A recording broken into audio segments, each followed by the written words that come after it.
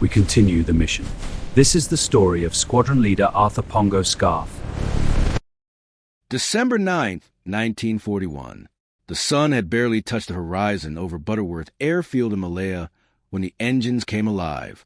One by one, the Blenheim bombers roared to life, their propellers slicing through the humid morning air.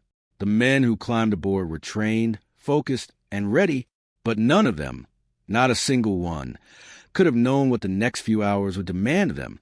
At the front of the formation sat Squadron Leader Arthur Scarf. Pongo, to every man who had ever flown beside him, 30 years old, quietly brave, and deeply in love with a woman who waited for him in a hospital not far away. His pregnant wife, Sally, worked there as a nurse. He had visited that hospital many times. He knew every corridor. He knew the view from her ward. That morning, as his engines warmed, his crew took their positions, he gave the signal, and the squadron began to move. They were still accelerating down the runway when a radio transmission shattered the morning calm. Enemy fighters, dozens of them, were already inbound from the north. Japanese key. 27 fighter bombers materialized out of the sky, like a storm of wings, each carrying 4 25-kilogram bombs beneath them. They came in waves, one formation sweeping high, another diving low. Scarf ordered every aircraft airborne immediately.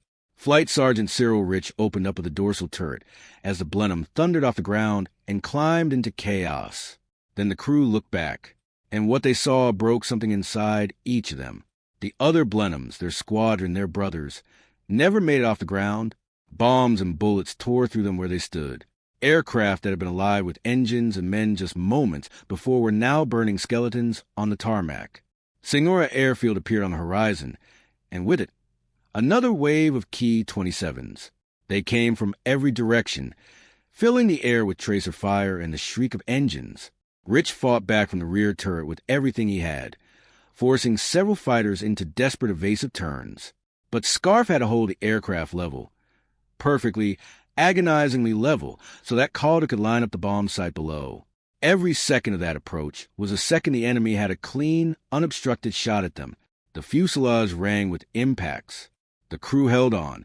Then, through the crosshairs, a line of Park Key 27s appeared on the taxiway below. A perfect target. Calder released the bombs, and the aircraft immediately banked hard for home. The explosions that followed rolled across Senora Airfield in waves of fire and smoke. The mission was complete, but the hardest part, the part no one had planned for, was only just beginning. The Japanese pursued them with fury. Rich kept firing as the enemy swarmed from every angle. Scar threw the Blenheim into a steep dive, skimming the jungle canopy at maximum speed, trying to outrun fighters that were faster, fresher, and far less damaged than his own aircraft. Then 2 Key 27s came in silently from the left flank, deliberate and precise, their sights locked on the cockpit. Scarf barely registered them before the bullets arrived. They punched through the thin metal skin of the fuselage and tore into his arm and back. The pain was immediate and overwhelming.